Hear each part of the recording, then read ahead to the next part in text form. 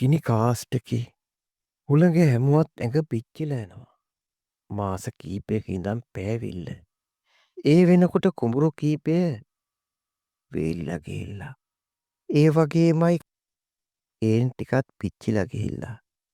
දම්සිරි තැන්නේ ගොවියෝ ටික හිටියේ. ඊළඟ දවසේ ජීවත් වෙන්නේ කොහොමද කියලා හිතාගන්න බැරුව. ගමට වතුර සපයපු වැව ඒ වෙනකොට පොඩි මඩ කඩਿੱත්තක් විතරයි. මේ වාගේ නියකයක් අම්මා මුත්තා කාලෙවත් තිබ්බේ නෑ කියලා තමයි ගමේ වැඩිහිටියෝ කීවේ. නියකයත් එක්ක নানা ප්‍රකාර වසංගත පැතිරුණා. දම්සිරි තැන්නේ විතරක් නෙවෙයි. ඒ අවට අනික් ගම්මානවලත් ඒ වගේම සිද්ධි ඇති වුණා. ඔය කාලේ වෙනකොට දම්සිරි තැන්නේ තිබ්බේ ගෙවල් 25යි. ඒවා කටුපැටි ගෙවල්. යන්තම් හොඳ ගේකට තිබ්බේ ගමේ ආරච්චිලගේ විතරයි. ඊළඟට ගුරුන්නාන්සේ ගෙදර. ගුරුන්නාන්සේ ගෙදර පොඩි වුණාට හොඳට සුදු පිරියම් කරලා ලස්සනට තිබ්බා. ඒක තිබ්බේ කැලේ කිට්ටුවෙන්ට. ඉතින් ඔය අතරතුර තමයි මැලේරියා වසංගතය ගමට ආවේ. ගමේ මැලේරියාව නැහැදිච්ච එකෙක් හොයාගන්න බැරි තරම්. පොඩි එකාගේ පටන් මහ එකා දක්වා මැලේරියා හැදිලා කෙසඟ වෙලා හිටියා. ඒකෙන් කීප දෙනෙක් මිය පරලෝ ගියා. හැබැයි ඉතින් ඇඩ්ඩින් සිජෝ තමයි කාටත් වඩා වේදනාව විඳලා මැරුණේ. ඒකට හේතුව ඒ වෙනකොට ඇඩ්ඩින් සිඤ්ඤොට දෙපාරක් තුන් පාරක් විතර මැලේරියාව හැදිලා හොඳ වෙලා තියෙනවා. ඒත් අන්තිම පාර හැදෙනකොට නම් එයාට දරා ගන්න බැරි වුණා. ඒ වගේමයි හරි හමන් සාත්තුවක් ආහාරයක් නොතිබිච්ච හන්දා බඩගින්නෙම මිනිහා මැරිලා තියෙනවා. මිනිහාගේ මලමිනිය දැක්කෙත් මැරිලා දවස් 3-4ක් ගියාට පස්සේ කුණු වෙලා මැස්සෝ වහනකොට ගමේ මිනිස්සු පුළුවන් විදියට එකතු වෙලා ඇඩ්ඩින් සිඤ්ඤෝගේ අවමගුල ඉෂ්ට කරා. හාමුදුරුවොත් අන්තිම වතාවත් ඉෂ්ට කරේ හරි අදිස්සියෙන්. ඒකට හේතුව හාමුදුරුවන්ගේ පන්සලේ සාමණේර හාමුදුරු කෙනෙකු ඔත් පෙළ වෙලා හුඟක් තදින්. මල්ගමට ඇවිල්ලා හිටියෙත් 10ක් 15ක් විතරයි. යන්තමට කපපු වලක මිනී පෙට්ටිය දාලා උඩින් පස් දාලා හැමදෙනාම ගෙවල් වලට ගියේ හරියට ලොකු වගකීමක් නිදහස් වුණා වගේ. ඇඩ්ඩින් සිඤ්ඤොට ඒ ගමේ නෑදෑ හිතවත්තු කවුරුවත් හිටියේ නෑ. ඒ වගේමයි එයා කාගේ කවුද කියලාවත් කොහේ ඉඳලා ආවද කියලාවත් කවුරුවත් දැනගෙන හිටියේ නෑ. එයා දම්සිරි තැනට ඇවිල්ලා අවුරුදු 15ක් විතර වෙනවා. එක එක තැන්වල එක එක විදිහේ වැඩ කරලා එදිනෙදා වියදම හොයා ගන්නවා. ඊට පස්සේ රා ටිකක් බීලා හවස් වෙනකොට ගෙවල්ට එනවා. ගේ කීවට ගරා වැටිච්ච කටුමැටි ගෙයක්. බිත්ති බිමට වැටෙන්න ඔන්න මෙන්න. එයාට උදව්වට පදව්වට කෙනෙක් නැති හින්දා ඒක ඒ විදිහටම තිබ්බා. එයාගේ ජීවිතේ ඉවරනකම්ම. ඇඩ්ඩින් වලදාලා කියාට පස්සේ රාත්‍රියේ මහා පුදුම දෙයක් සිද්ධ වුණා.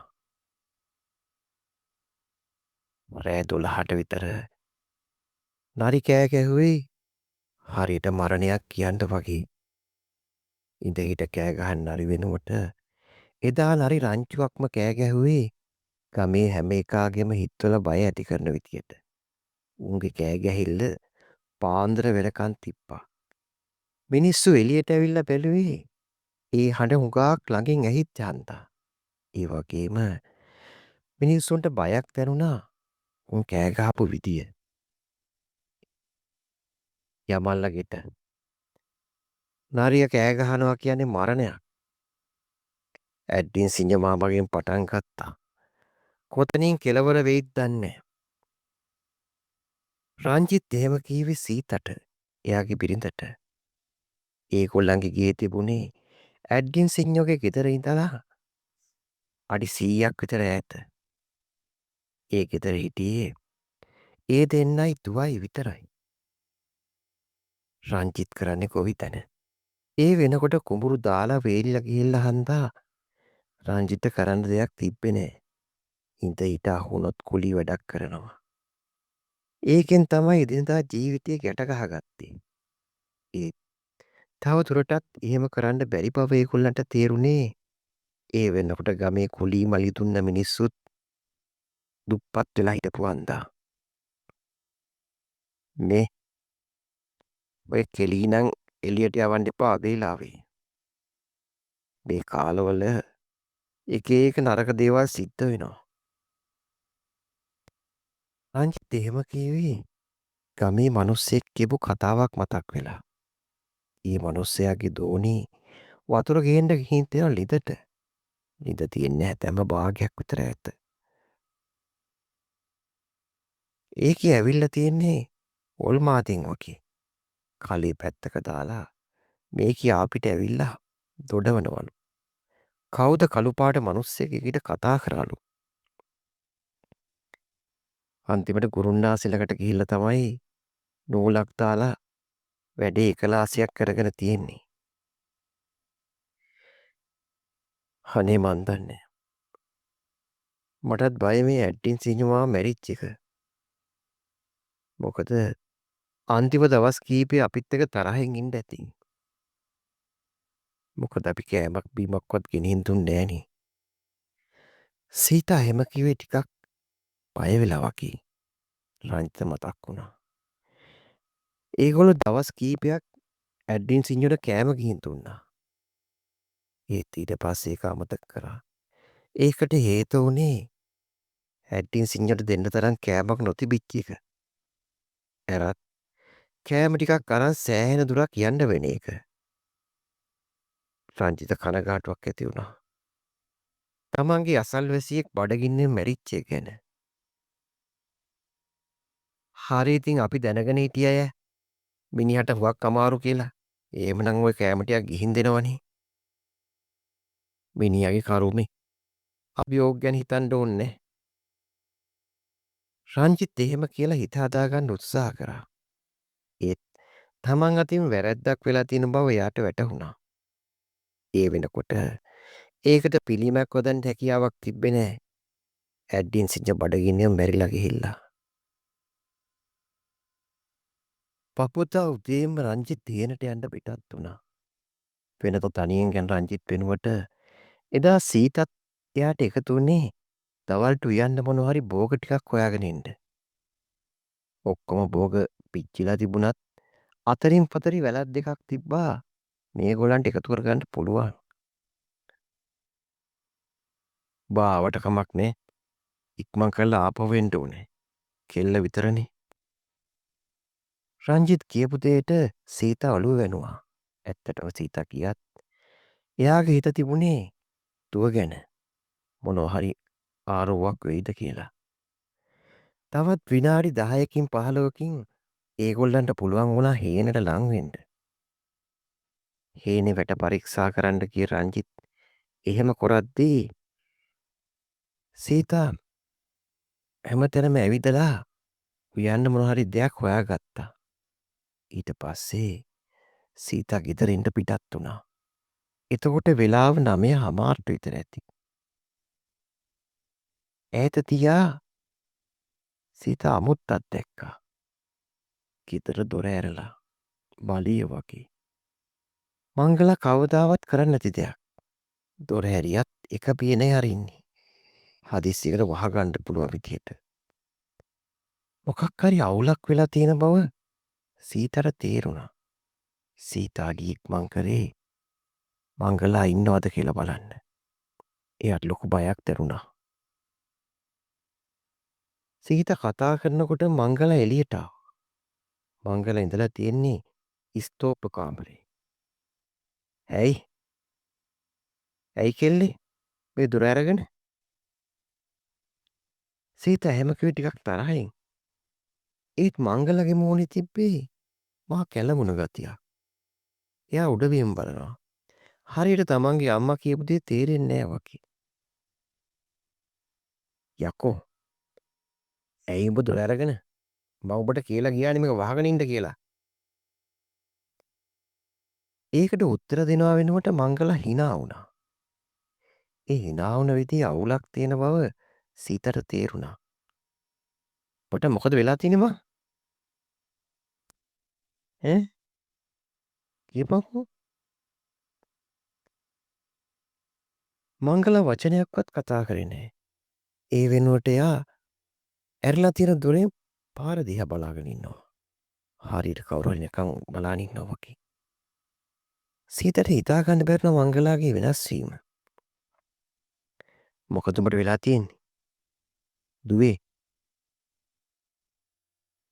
සීතට කිසිම උත්තරයක් හම්බ වුණේ නැහැ. ඒ වෙනුවට එයාගේ හිතේ ඇතිවෙන්න ගත්තේ ලොකු බයක්. Taman නැති අතරේ දුවට මොකක් හරි අවුලක් වුණාද කියලා. "මට බඩගිනි. මට හුඟක් බඩගිනි. මට උඹලා කන්න දුන්නේ නෑනේ." දීපියව. මංගල කතා කරේ හරි පුදුම විදියට. සීතට දැනුනේ ඒ කතා කරන්නේ මංගල නෙවෙයි කියලා. ගොරෝසු පිරිමි කටහඬක්. සීතට ලොකු බයක් දැනුණා. "මොනවද දුබේ උඹ කියන්නේ? මේ ගෙදර කෑම තියෙන්නේ කාපන්කෝ ඉතින්." සීතා එහෙම කීවත් මංගලාගෙන් වචනයක්වත් ආවේ නෑ ඒ ගැන. "මං බඩගින් ඉන්නේ. මං බඩගින් ඉන්නේ. උඹලා මට කෑම දුන්නේ නෑ. උඹලා මට කෑම දුන්නේ නෑ."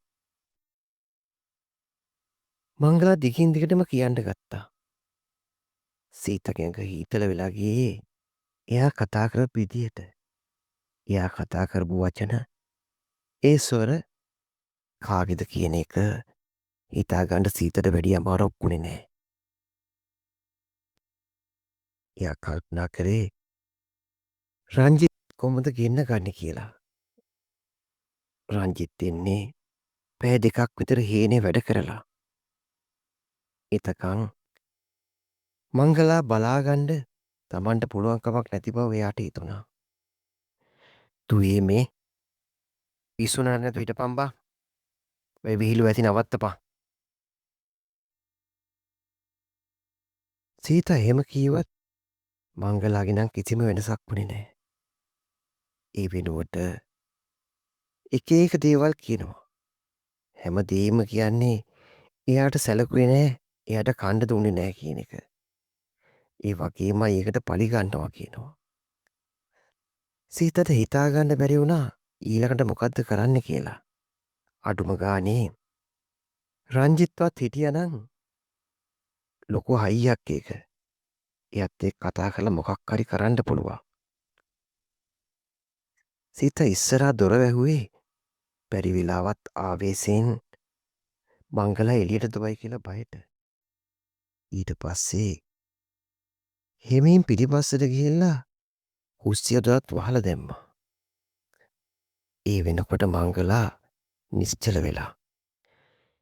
එයා ඉඳගෙන ඉන්නවා. ඉඳගෙන ඉන්න ගමන් වටපිට බලනවා. හරියට තමන් ඉන්න තැන හිතාගන්න බෑ වගේ. "උඹලා මට කෑම දුන්නේ නෑ. මං බඩගින්නේ මැරිලා ගියා. මං බඩගින්නේ මැරිලා ගියා. මං උඹලා තියන්නේ. මං උඹලා තියන්නේ." සීතාගේ දැනුනේ ලොකු බයක්. තමන්ගේ දුරපත් වෙලා තියෙන තත්ත්වේ. ඒ වෙනකොට එයාට තේරුම් ගන්න පුළුවන් වුණා එයාට වැහිලා තියෙන්නේ මැරිච්ච ඇඩින්ගේ ආත්මය කියලා. එදා හැන්දෑවේ රංජිත් ගියේ උන්නාන්සේ හම්බෙන්න. උන්නාන්සේ රංජිත් කියන දේවල් අහගෙන හිටියා. මොරහැල ගුරුන්නාන්සේ හිතහොඳ මිනිස්සෙක් කියලා ගම් කීපෙම ප්‍රසිද්ධයි. ගුරුකම් කරාට එයා කිසිම දවසක ආව කැපෙන වැඩ කරේ නෑ. හොඳ අතේ තමයි වැඩ කරේ. ඒ වගේමයි මිනිස්සෙන්ට සැලකුවේ බොහොම ගෞරවයෙන්, ආදරේ. සල්ලි වාගේ නැති කෙනෙකුට වුණත් උදව් කරලා උන්නෑ සන්තෝෂයක් ලැබුවා. ඒකම හේතුවක් වුණා රංජිට ගුරුන්නාන්සේ හොයාගෙන යන්න. රංජි කියපු හැම දෙයක්ම ගුරුන්නාන්සේ අහගෙන හිටියා. "රංජි ඕක බය වෙන්න ඕන දෙයක් නෙවෙයි. පොඩි සාත්තුවක් කරමු. මං ඔබලට දාගන්න මේ කරපු නූල් 3ක් දෙන්නම්. ඒවා උඹලා අත්වල දාගනිල්ල. ඒවා තියෙනකන් උඹලට බය වෙන්න දෙයක් නෑ. මෝරහැල ගුරුන්නාන්සේ එහෙම කීවේ එයාට නූල් කීපයක් බුලත් කොලේ හුතලා දෙන ගමන්. රංජිත් ඒවා ගෙනල්ලා ගුරුන්නාන්සේ කියපු විදිහටම එකක් මංගලාගේ අතේ අනික සීතගේ අතේ අනික තමන්ගේ අතේ බැඳගත්තා. ස්- මංගලා නම් බැලුවේ ටිකක් අවුලක් වගේ. නූලක් බැඳගෙන ඉන්න එක. ඒත් රංජිත් කියපු හන්දා එයාට ඒක බැඳගෙන ඉන්න සිද්ධ වුණා. මේ බැරි වෙලාවත් නූල ගලවන්න එපා. ඒ වුණොත් ලොකු අවුලක් වෙන්නේ. රංජිත් එහෙම කීවේ දුව ටිකක් බය කරන්න. දවස් කීපයක් එදා රාත්‍රියේ වහින්ඩ ගත්තේ හරි අමුතු විදියට. පොඩි පොදයකින් පටන්ගෙන පැයක් හමාරක් යනකොට මහ වැස්සක් බවට පත් වුණා. ඒ වගේමයි ඉවරයක් නැතුව වහිනවා. ගේ 7-8 පොලක තෙමෙනවා. සීත ගෙදර තියෙන භාජන එහෙමේ තිබ්බේ ඒ වැකින් බේරෙන්න. එක තැනකට භාජනයක් තියෙනකොට තව තැනකට ආයෙ වතුර වැටෙනවා. රංජිත් බලාගෙන හිටියේ ඈත වෙල්යාය දිහා. වෙල්යායේ වතුර මට්ටම බලා ඉදිත් ඉහළ යනවා. රංජිත්ගේ හිතට දැනෙනකො සන්තෝෂයක්. ඊළඟ කන්නවත් වගා කරගන්න පුළුවන් වෙයි කියලා. ඒ වගේමයි හේන වැඩ ටික. ඒකත් කරගන්න පුළුවන් බව එයාට තේරුණා. රංජිත් හිරිකඩ වැදින ගමන්ම සන්තෝෂෙන් වැස්ස දිහා බලාගෙන හිටියා. සීතා ගේ ඇතුලේ එහෙම යනවා. ඔය දෙන්නම දැක්කේ නෑ. තමන්ට ගොරෙන් එළියට යන මංගලා. එළියට බැස්ස මංගලා ආයෙත් නැවතලා ගේ දිහා බැලුවා. වැස්ස. ඒ වගේම හුළඟ. අකුණු ගහන සද්දේ. මංගලාගේ හිතට බයක් දැනුණත් එයා ඒක අමතක කරලා ඉස්සරහටම ගියා. වැස්ස. විනාඩි කීපයක් යනකොට මංගලා හොඳටම තෙතපත් වුණා. ඒ වෙනකොට මංගලාට යන්න ඕන තැනට මංගලා ගිහිල්ලා ඉවරයි. මංගලා අපිට ඇරලා බැලුවේ අම්මා තාත්තා පස්සෙන් එනවද කියලා. ඒ කවුරුවත් නැති හින්දා මංගලා ඇරලා තිබ්බ දොරින් ඇතුළට රිංගුවා. ඇතුලේ පට්ට කළුවර. වහලේ කැඩිච්ච පිඩි තැන්වලින් වතුර ගලනවා. හරියට දිය පාරල් වගේ. ඒ වෙනකොට මංගලා හොඳටම තෙමිලා. මංගලාට ඒ ගානක්වත් තිබ්බේ නෑ. මංගලා තවත් ඇතුළට ගියා. එතන කාමර දෙකක් තිබ්බේ. කටු බැටි ගහලා. බිත්ති වැටෙන්න ඔන්න මෙන්න. වැටිච්ච වැස්සට ඒවත් පොගලා. එතකොට තමා මංගලා දැක්කේ කෙලවර තියෙන බූරු ඇත. මංගලා ගිහිල්ලා ඒකේ වාඩි වුණේ හරියට තමන් සෑහෙන කාලයක් ඒක පාවිච්චි කරපු කෙනෙක් වගේ. ඊට පස්සේ එකපාරටම ගහපු අකුණකින් පලාතම එළිය වෙලා ගියා. එතකොට තමා මංගලා දැක්කේ තමන් ඉස්සරහා හිටගෙන ඉන්න මිනිස්සයා. කළු පාට මිනිස්සෙක්. ඇඟ පුරාම තුවාල කුණු වෙලා ඕජස් ගලනවා. මංගලාට දැනුනේ බයක්. ඒත් එයා දැනගෙන හිටියා. එයාට කරන්න කිසිම දෙයක් නෑ කියලා. ඒත් එක්ක මේ මිනිස්සයා මංගලාට කිට්ටු වුණා.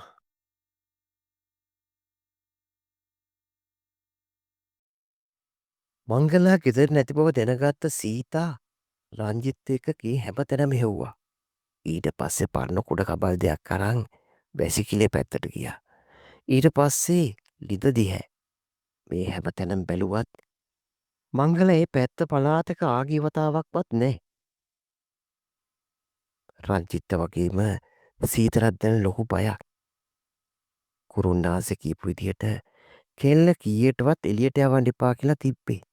ඒත් ඒ වෙනකොට කෙල්ල ගිහිල්ලා. ඔහෙ ගිහිල්ලාද කියලා හොයා ගන්න බෑ.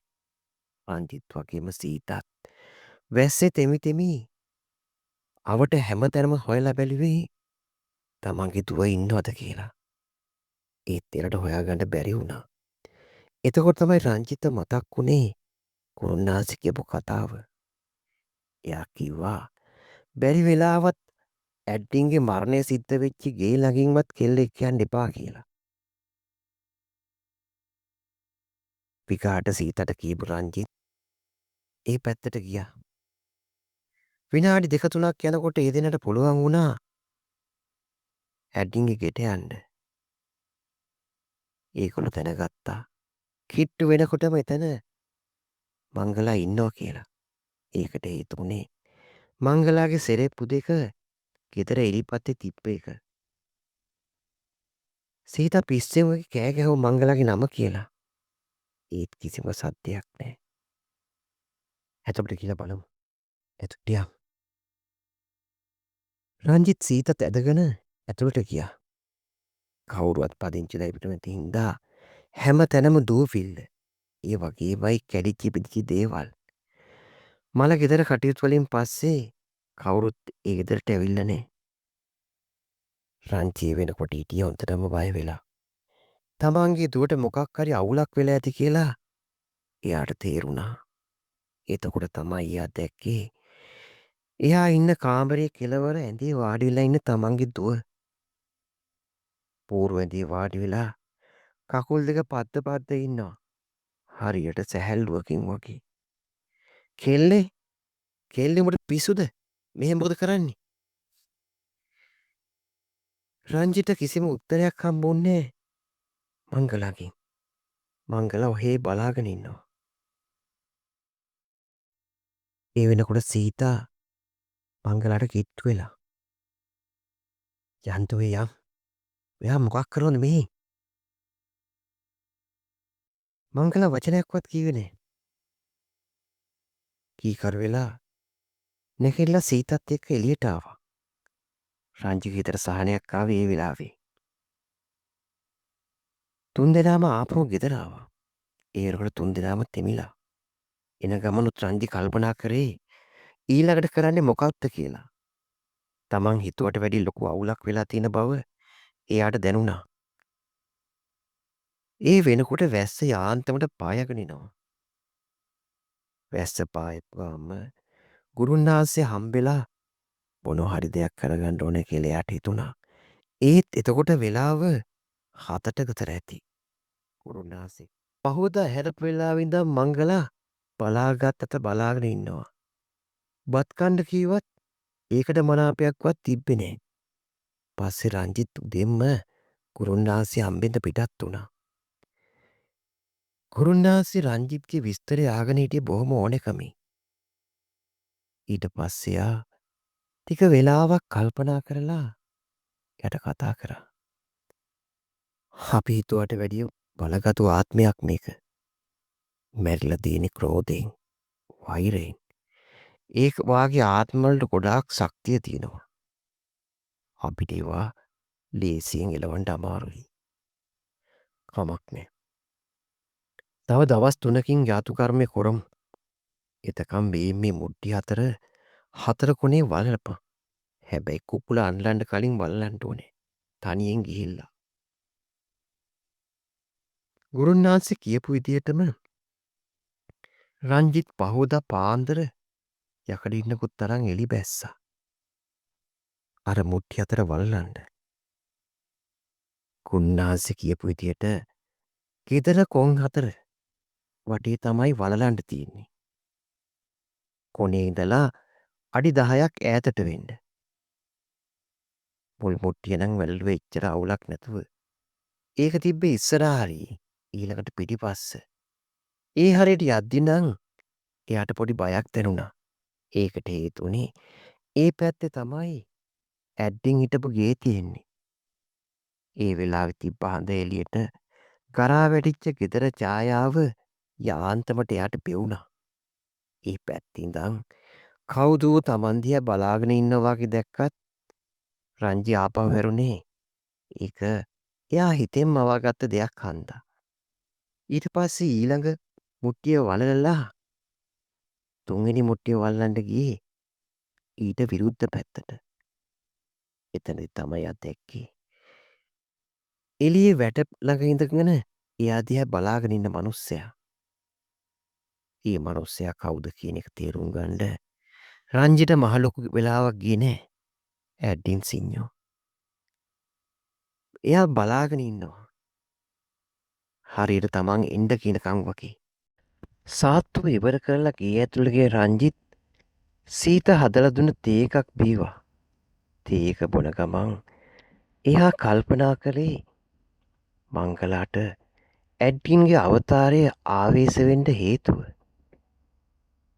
ඇත්තටම තමන් ඒ දේ නොකර හිටියානම් හොඳයි කියලා ඒ වෙලාවේ එයාට හිතුණා. සීතත් ළඟට ඇවිල්ලා වාඩි වුණා. තමුසේ කීමර තමයි මං අර මනුස්සයා රවට්ටන්න ගියේ. රංජි එහෙම කියනකොට සීත පුදුම වෙලා බැලුවා. එයාට කාරණා වැටහුණා.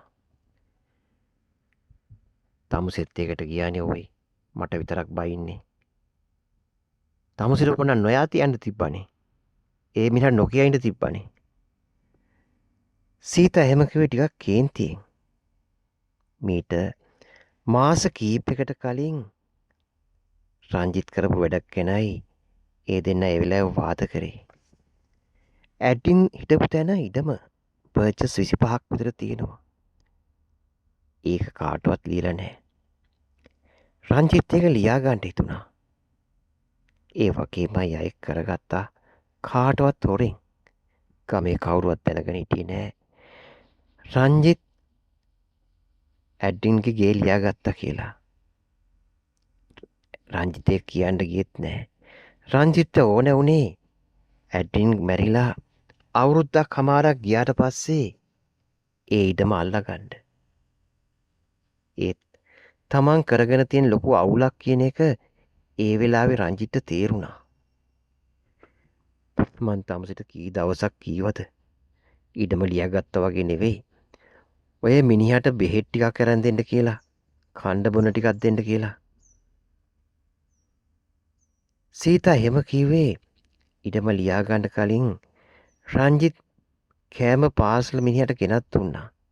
ඒත් ඉඩම ලියාගෙන දවස් කීපයක් ගියට පස්සේ රංජිත් ඒ හැම දෙයක්ම අමතක කරා. අනේ මන් දන්න ඕන කවුද හිතුවේ මිනිහා මෙච්චර ඉක්මනට මැරෙයි කියලා. ඒ බව දැනුන සලකනවනේ. රංජිත් එහෙම කිව්වේ එයාගේ හිත හදාගන්න. ඒත් ඒ වෙනකොට එයා දැනගෙන හිටියා එයා මැරිච්ච ඇඩ්ඩින්ට ලොකු වංචාවක් කරපු බව. අඩුම ගානේ මැරෙන මොහොතේ වතුර ටිකක්වත් නොදුන්න එක ගැන. දවල් 12ට විතර කුස්සිය පැත්තෙන් hina වෙන සද්දයක් ඇහිච්ච හන්දා රංජිට පුදුම හිතුණා. මේ වාගේ විපත්තියක් වෙලා තියෙනකොට සීතා කීරොත් hina වෙලා සතුටෙන් ඉන්නේ නැහැ. කවුරු හරි කෙනෙක් ගෙදරට එන්න ඇති කියලා එයාට හිතුණා. කුස්සියට ගිහිල්ලා බලන්න හිතුණත් කම්මැලිකම හන්දා රංජි එතනම ඉඳගෙන හිටියා. ඊට පස්සේ ආයෙත් සැරයක් අර ගෑනු කෙනා hina වෙනවා. ඒ hinaව නම් එයාට ඇල්ලුවේ නැහැ. හරි අමුතු hinaවක්. එයාට දැනුනේ ඒ hina වෙන කෙනා Tamanට hina වෙනවා වගේ. ටිකක් කේන්ති කියපු හන්දා එතන ඉඳන්ම කතා කරා සීතට. සද්දයක්වත් නැහැ. අර hina හඬ නැවතිලා ගියා. ආයෙත් විනාඩියක් දෙකක් ගියට පස්සේ ආයෙත් අර hinaව. හොඳටම කේන්ති ගිය සාංජි නැගිට්ටා. කුස්සියට විගහට ගියේ hina වෙන සීතට හොඳ වෙන්දයක් කතා කරන්න. දත් කූරු කන ගමන් කුස්සියට ඇදිච්ච රංජි දැක්කේ හරි පුදුම දෙයක්. තවාට උයන්ඩ තියා වලදක්වත් ලං කරගෙන නැහැ. සීතා බිත්තියට හේතු වෙලා ඉන්නවා. කම්බුලේ අත තියාගෙන. හරියට මොකක් හරි දෙයක් ගැන කල්පනා කරනවා වගේ. ගෑණි මකුලක් කරනවද උයන්නේ නැතුව? මෙතන සිරික්කිය දාගෙන. එයා එම කිව්වා. ඒත් සීතාගෙන් නම් වචනයක්වත් පිට වුණේ නැහැ. මොකක් හරි අවුලක් තියෙන බව රංජිට තේරුණා. ඒත් එකම තමයි සීතා එයා දිහා බැලුවේ. රංජි අඩියක් පිටිපස්සට ගියා. රංජිට හිතා ගන්න බැරි වුණා Taman දකින්නේ මොකක්ද කියන එක. සීතගේ මුණ වෙනස් වෙලා. මහ වයස්ගත පෙනුමක් ඇඟපත රැලි වැටිලා. සීතා නෙවෙයි වෙන ගෑණියක් කියලා එයාට හිතුණ එකපාරටම. ඒත් ඇඳගෙන ඉන්නේ සීතගේ ඇඳුම්. කවුද? ඔබ කවුද? ඔබට මොනවද ඕනේ? රංජි එහෙම ඇහුවේ පිස්සුවෙන් වගේ. ඒත් එයාට කිසි උත්තරයක් හම්බුන්නේ නැහැ. ඒත් එක්කම සීතා මොනවදෝ කියන්න ගත්තා. ඒ එකක්වත් හරියට පැහැදිලි නැති වුණාට එයා කියන දේ මොකක්ද කියන එක යාන්තමට රංජි තේරුම් ගත්තා. කණ්ඩ දුන්නේ නැත්තේ ඇයි? කණ්ඩ දුන්නේ නැත්තේ ඇයි? මේ වගේ දෙයක් තමන්ගෙන් අහන බව රංජිට තේරුම් ගියා. රංජිට දැනෙන ලොකු බයක්. මොහොතකට කලින් තමන්ගේ දුවට වෙච්ච දේම පිරිතට සිද්ධ වෙලා තියෙනවා. ඊළඟට මොකක් වෙයිද කියලා එයාට හිතා ගන්නවත් බැරි වුණා. වරේ මගේ ඉඩම ගත් එක. ඇයි බලාගෙන ඉන්නේ?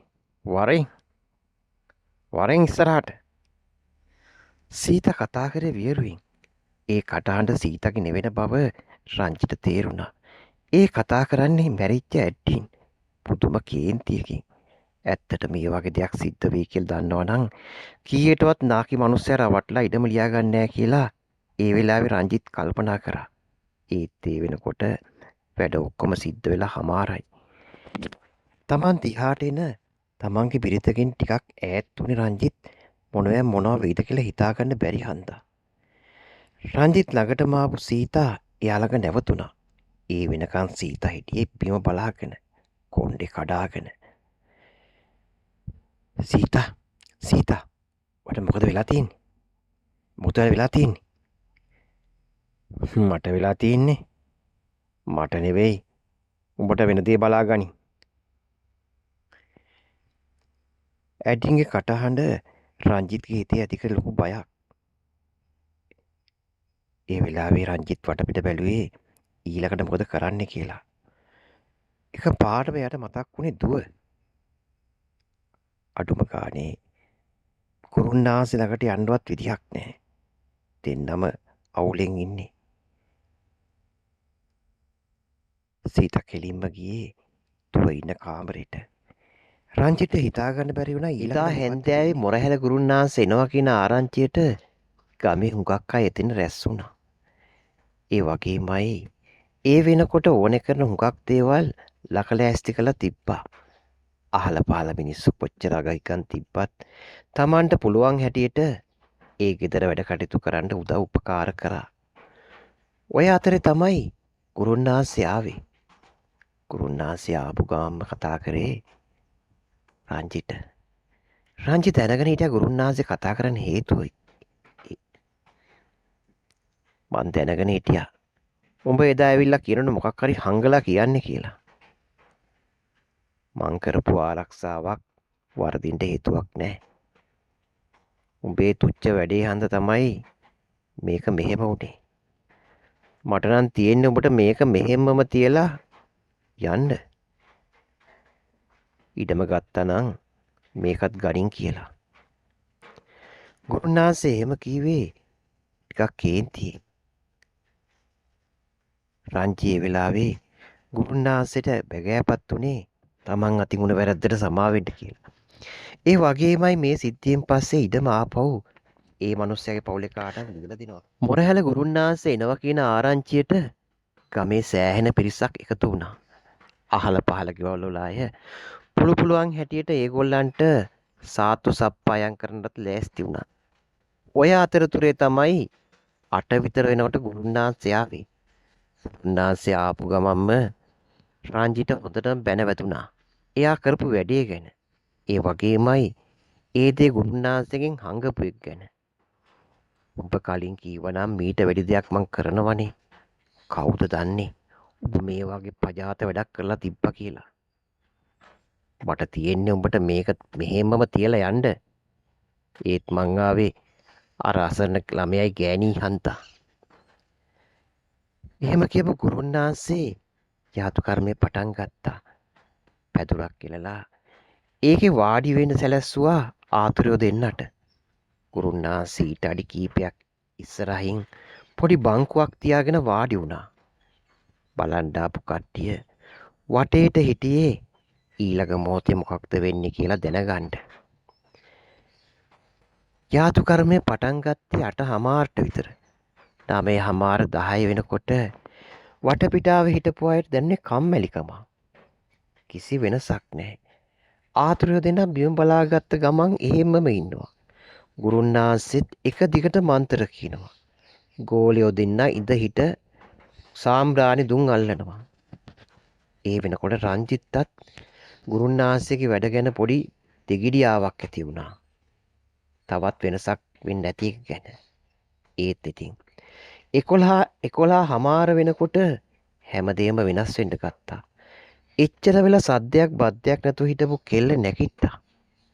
කෙල්ලගේ මූණ කළු පාට වෙලා ඇස් ගෙඩ් දෙක රතු වෙලා මොනවදෝ කියවනවා. ඒ ගමන් ඒකේ ගුරුන්නාන්සේ ළඟටත් යනවා.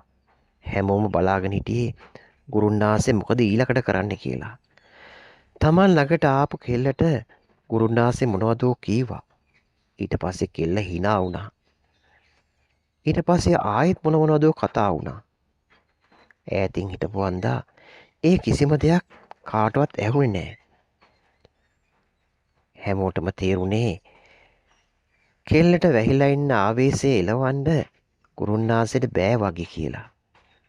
ඒ අයට පුදුම හිතුනේ මොරහැල ගුරුන්නාන්සේ කරොත් දෙයක් අනිවාර්යයෙන්ම කරන හින්දා. කෙල්ල එහෙම ඉඳරලා ගුරුන්නාන්සේ ඊළඟට හැරුණේ සීතා දිහාට.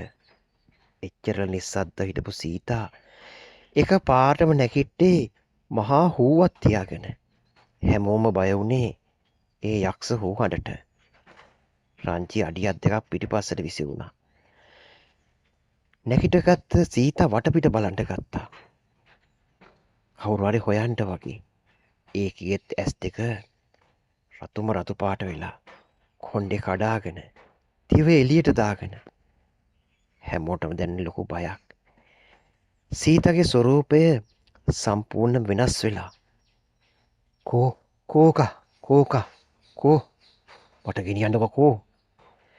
මහ වියරු හඬකින් කෑ ගහන ගමන් සීතා රැස් වෙලා ඉන්න මිනිස්සු දිහා බැලුවා.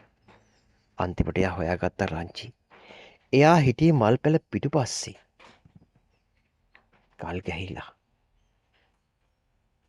සීතා රංජි දිහාට යන්න ලෑස්ති වුණත් ගුරුන්නාන්සේ මග හරස් කරා. ඔහොම හිටපන්. උඹට ඒවට යන්න බෑ. උඹට වරම් නෑ. ඒත් සීතා කිසි ගානකට ගත්තේ නෑ. ගුරුන්නාන්සේ ඉන්න තැනින් ආයෙත් යන්න හදනවා. ඊට පස්සේ තමයි ගුරුන්නාන්සේ ළඟ තිබ්බද බෝතලකින් තෙල් ටිකක් අතට ගත්තේ. හැමෝම බලාගෙන ඉද්දී ඒක බිමට දැම්මා.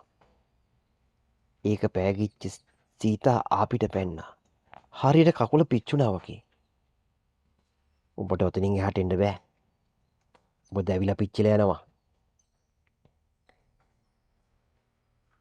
ගුරුන්නාන්සේ එහෙම කීවත් සීතා වටපිට කැරකිලා බැලුවේ කොහොම හරි රංජි නතරට යන්න. ඒත් ඒ වෙනකොට රංජි ඉන්න හරිය ගුරුන්නාන්සේට සාත්තු කරපු තෙල් දාලා ආවරණය කරලා. තවත් ටික වෙලාවක් ගියට පස්සේ සීතා ආයෙත් කියලා වාඩි වුණා. ආයෙත් අර පුරුදු විදියමයි. සීතා වගේම මංගලා ඒ දෙන්නම ආයෙත් මොනවදෝ පුටු ගා කීවන ගමන් බිය බලාගෙන ඉන්නවා. උඹලා යන්නේ නැද්ද? මොකද කියන්නේ? මං උඹලා දෙන්නම් බැදලා දාන්නද කොහේ හරි? සදාකාලෙටම ඉන්න. හැමෝම බලාගෙන හිටියේ ඊළඟට මොකද වෙන්නේ කියලා.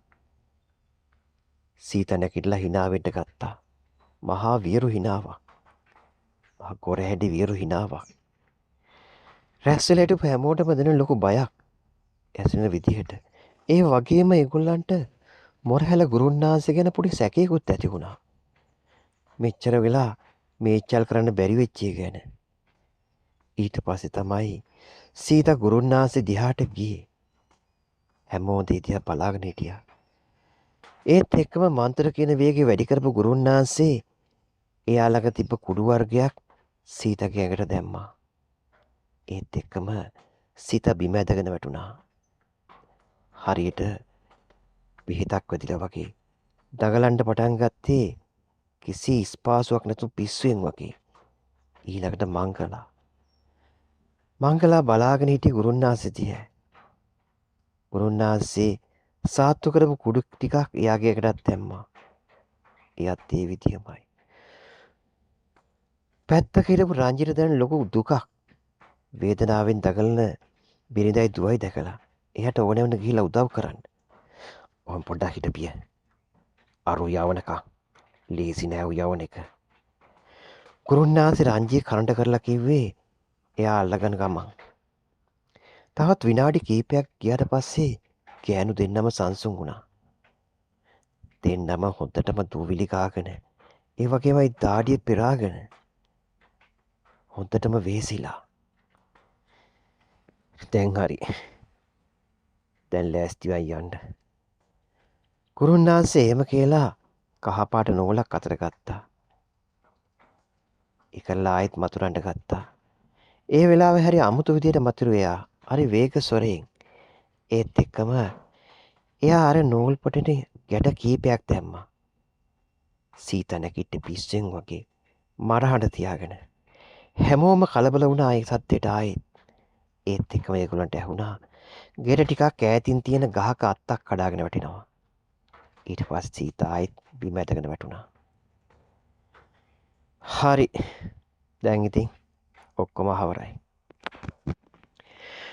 ගුරුනාන්සේ එහෙම කීවේ අර නූල්පොට පහනේ ගින්දරට අල්ලලා පුච්චලා දාන ගමන්. දැන් ඉතින් ඌ බන්ධනය කරලා ඉවරයි. උඹට හානියක් නැහැ. රංජි. දැන් ඉතින් ඌ මනාප දෙයක් කරපන්. උඹට ඕනනම් පුළුවන් අලුගේ ඉඩම මුක්ති විඳින්න. ඕනනම් උඹට ඒක දීලා දාන්න පුළුවන් කාට හරි. ගුරුනාන්සේ එහෙම කිව්ව රංජි දිහා බලලා. රංජි ලැජ්ජාවෙන් බිම් බලා ගත්තා. දවස් කීපයක් ගත වෙලා ගියා. බලාපොරොත්තු වෙච්ච විදිහටම මංගලාට වගේම සීතට සම්පූර්ණ සුවය ලැබුණා. ඒ වගේමයි රංජිත්තත් දැනුන ලොකු සහනයක්. දවස් කීපයකින් ඒගොල්ලෝ තුන්දෙනාම ගමේ පන්සලට ගියා. පන්සලේ නායක හාමුදුරුවෝ හම්බෙලා ඇඩ්ඩින්ගේ ඉඩම ලියාගත් ඔප්පුව හාමුදුරන්ට බාර දුන්නා. නීති මාර්ගයෙන් වැඩ කරලා ඒ ඉඩම පන්සලට ලියා ගන්න කියලා. ඊට පස්සේ බෝධියට ගිහිල්ලා තුන්දෙනාම වන්දනා කරලා ආවේ. ආයේ කිසිම දවසක ඒ වගේ දෙයක් නොකරන බවට රංජිත් පොරොන්දු කරගෙන.